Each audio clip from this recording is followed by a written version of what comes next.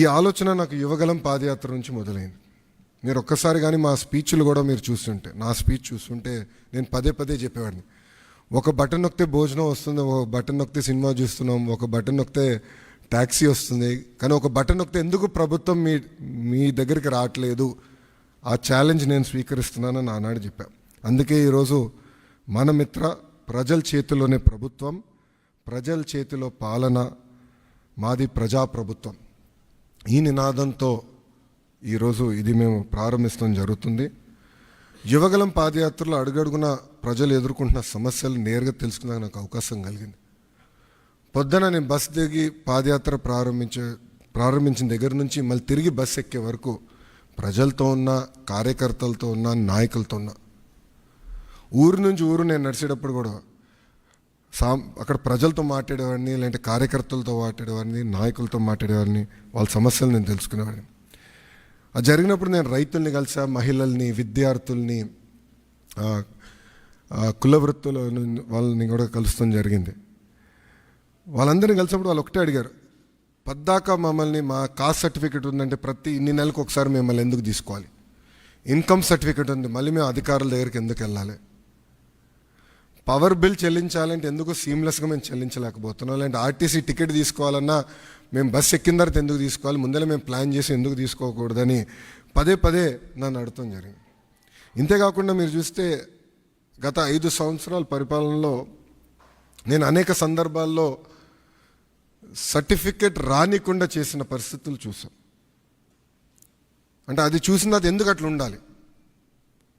మీరు చూస్తే దుగ్గిరాల నియోజకవర్గంలో ఒక ఎంపీటీసీ గారు పోటీ చేస్తుంటే, దుగ్గిరాల మండలంలో ఎంపీటీసీ గారు పోటీ చేస్తుంటే సర్టిఫికెట్ ఆనాడు ఇవ్వలేదు, కావాలని బీసీ సర్టిఫికెట్ ఇవ్వలేదు.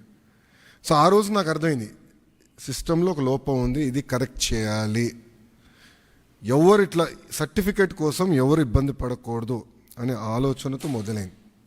మీరు చూస్తే ఇప్పుడు అందరి జోబులో, ప్రతి ఇంట్లో ఒక స్మార్ట్ ఫోన్ ఉంది, అందరి జోబులో స్మార్ట్ ఫోన్ ఉంది. మా అంచనా ప్రకారం 60% మందికి స్మార్ట్ ఫోన్ అనేది ఈరోజు ఉంది. దాంట్లో ప్రధానంగా వాట్సాప్ అనేది అందరు ఇన్స్టాల్ చేసుకుంటారు. మీరందరూ కూడా వేలాది గ్రూపుల్లో ఉంటారు. నాకు కూడా ప్రభుత్వం పొరపాట్లు చేస్తే నాకు కూడా ఇక్కడున్న మీడియా మిత్రులతో సహా ప్రజలు కూడా మెసేజ్లు చేస్తాం జరిగింది. సో అప్పుడు నాకు వచ్చిన ఆలోచన, అంటే యువగలం పాదయాత్రలోనే లేదు, వాట్సాప్తో వర్క్ చేయాలి, అదొక ప్లాట్ఫామ్, అందరు వాడే ప్లాట్ఫామ్ అని ఆలోచించి నేను సంధ్య గారికి మేము అవుట్రీచ్ చేసి కలిసిన తర్వాత ఒక ఇనిషియల్ డిస్కషన్ అయిన తర్వాత వాళ్ళు ఏమన్నారంటే, ప్రపంచంలోనే ఎక్కడ ఇన్ని సర్వీసెస్ ఒకేసారి ఒకే ప్లాట్ఫామ్ మీద తీసుకురాలేదు, బిట్స్ అండ్ పీసెస్ వచ్చినాయి. సో ఆర్టీసీ చేసి ఉండొచ్చు, లేదంటే మున్సిపాలిటీ చేసి ఉండొచ్చు, ఎవరు వాళ్ళు చేశారు, యాజ్ అ స్టేట్ ఎవరు చేయలేదు. ఇది వన్ ఆఫ్ ఇట్స్ కైండ్, మీరు చేయగలుగుతారా, అవుతుందా, మార్పు మీరు సిస్టంలో తీసుకురాగలుగుతారా అని నన్ను అడిగారు. సో అక్టోబర్ 22, 2024లో ఢిల్లీలో MOU ఒప్పందం కుదుర్చుకుంటాం జరిగింది. ఆ రోజు నేను ఛాలెంజ్ స్వీకరించాను, డిసెంబర్ నెలాఖరికల్లా లాంచ్ చేస్తామని మేము చెప్తాం జరిగింది. వాస్తవంగా 1 నెల ఎక్కువ తీసుకున్నాం. సో 3 నెలలు 9 రోజుల తర్వాత, అంటే MOU సంతకం పెట్టిన 3 నెలలు 9 రోజుల తర్వాత ఇది లాంచ్ చేస్తాం జరిగింది.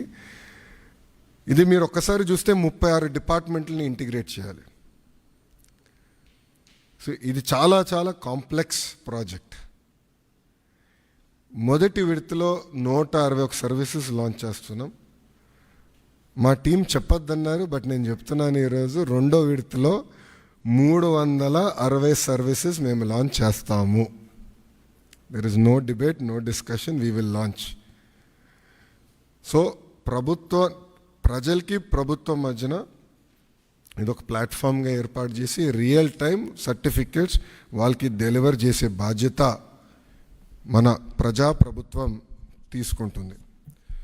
దాంట్లో భాగంగా మీరు చూస్తే నేను కూడా మా టీంని పదే పదే అడిగింది, ఇక్కడ సర్టిఫికేట్స్ కూడా మేము ఇష్యూ చేసినప్పుడు దానిపైన స్పెసిఫిక్ QR కోడ్ ఉంటుంది. ఎందుకంటే మీరు ఆథెంటిసిటీ గురించి మీరు అడుగుతారు నాకు తెలుసు, అందుకే ముందలే ప్రియం చేస్తున్నా. QR కోడ్ అనేది ప్రతి సర్టిఫికేట్ పైన ఉంటుంది. ఆ క్యూఆర్ కోడ్ స్కాన్ చేస్తే ఏపీ గవర్నమెంట్ వెబ్సైట్కి లింక్ వెళ్తుంది. ఆ ఏపీ గవర్నమెంట్ వెబ్సైట్ పైన క్లియర్గా సర్టిఫికేట్ పైన ఉండాల్సిన పేరేంటి, వివరాలు ఏంటి వెబ్సైట్ పైన కనపడుతుంది. సో ఎవరు ఫేక్ సర్టిఫికెట్లు జనరేట్ చేసేదానికి అవకాశం ఉండదు. అది బ్లాక్ చైన్ పైన కూడా తీసుకురావాలని మేము నిర్ణయం తీసుకున్నాం. అది కూడా త్వరలో రిలీజ్ చేస్తాం. సో ఇప్పుడు మీరు చూస్తే ఈ సర్వీసెస్ అన్నీ, ఒక పక్కన రెవెన్యూ సర్వీసెస్, రెండో పక్కన మున్సిపల్ సర్వీసెస్, మూడోది ఎండోమెంట్. అంటే దేవాలయాల్లో కూడా టీటీడీ మినహా అన్ని దేవాలయాలు వచ్చినాయి. రెండో విడతలో టీటీడీ కూడా ఈ సర్వీసెస్లోకి వస్తుంది. దేవుడు ఆశీస్సులు ఉంటే ఈ సర్వీసులోకి వస్తుంది. అంతేకాకుండా ఇప్పుడు సెలెక్షన్ నంబర్కి వెళ్ళి సెలెక్షన్ ఉంటుంది, మీరు సెలెక్ట్ చేయాలి. నెక్స్ట్ ఫేజ్లో ఏఐ బాట్ మేము అమలు చేస్తాం. సింపుల్గా మీరు వెళ్ళి నాకు బస్ టికెట్ ఈ ఊరు నుంచి ఈ ఊరికి రావాలంటే సింపుల్గా డన్, ఇది ప్రైస్, మీరు డబ్బులు కట్టండి bus ticket will be issued. అట్లా ఏఐ బాట్ పెట్టాలని మేము నిర్ణయం తీసుకున్నాం. రెండో విడతలో చేద్దాం అనుకున్నాం. అంతేకాకుండా వాయిస్ కూడా, అంటే ఇంగ్లీషే కాకుండా తెలుగు భాషలో కూడా డైరెక్ట్గా చెప్తే సిస్టమ్ రెస్పాండ్ అయ్యే విధంగా చేయాలని మేము నిర్ణయం తీసుకున్నాం. వాస్తవంగా ఇది ప్రపంచంలోనే ఎక్కడ చేయలేదు, తొలి రాష్ట్రం మనం. ఇది కూడా మేము నేర్చుకుంటున్నాం దీంట్లో. ఇది పర్ఫెక్ట్ అని నేను అన్ను. లోడ్ టెస్టింగ్ అన్నీ చేసాం, ఇంకా నేర్చుకోవాల్సిన అవసరాలు చాలా ఉన్నాయి మాకు. ఎక్కడన్నా ఆంధ్రుడు వచ్చి లాగిన్ అయ్యి ఎక్కడన్నా ట్రాన్సాక్షన్ ఆగిపోతే ఇమీడియట్గా మేమే తిరిగి ఫోన్ చేయాలని నిర్ణయం తీసుకున్నాం.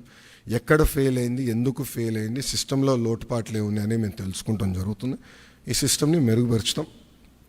అంతేకాకుండా ఇప్పుడు రియల్ టైం గవర్నెన్స్లో కూడా ఇంటిగ్రేషన్ ఆఫ్ డేటా అన్ని డిపార్ట్మెంట్స్ నుంచి జరుగుతుంది. అన్ని డిపార్ట్మెంట్స్ డేటా తీసుకొచ్చి ఒక డేటా లేక్ క్రియేట్ చేసి సీమ్లెస్ సర్వీసెస్ ఆంధ్రులకి అందించాలని లక్ష్యంతో మన ప్రభుత్వం పనిచేస్తుంది. సో ఇది బ్రాడ్ ఎజెండా. ఇది గత 3 నెలలుగా టీమ్స్ అహర్నిశలు కష్టపడ్డారు. గత 15 రోజులుగా స్ట్రెస్ టెస్టింగ్ కానివ్వండి అన్నీ చేస్తాం జరుగుతుంది. ఇంకా ఫైన్ ట్యూన్ చేయాలనేది నాకు ఇంకా అర్థమైంది. ఇదొక జర్నీ, ఇది డెస్టినేషన్ కానే కాదు. ఇది ఇంకొక 6 నెలల్లో I believe we can bring out an ideal product. అంటే అన్ని సర్వీసెస్ ఏఐ వాయిస్ కలిపి ఒక 5-6 నెలలు పడుతుంది. ఇది ఫేజ్ 1 కింద లాంచ్ చేస్తాం జరిగింది. సో ఏదైతే నేను పదే పాదయాత్రలో చెప్పానో, ఏ హామీ అయితే నేను పాదయాత్రలో ఇచ్చానో దాంట్లో భాగంగా ఈ హామీ నేను నిలబెట్టుకుంటాం జరిగింది. ముందు ఇది స్ట్రీమ్లైన్ చేస్తాం. ఆర్టీజీలో కూడా నేను భాస్కర్ గారు కూడా క్లియర్గా చెప్పాను, citizen is our centre of universe. Citizen services మనం డెలివర్ చేయాలి, అతనుకున్న పెయిన్ పాయింట్స్ అన్ని మనం రిజాల్వ్ చేయాలని పదే నేను భాస్కర్ గారు కూడా చెప్తాం జరిగింది.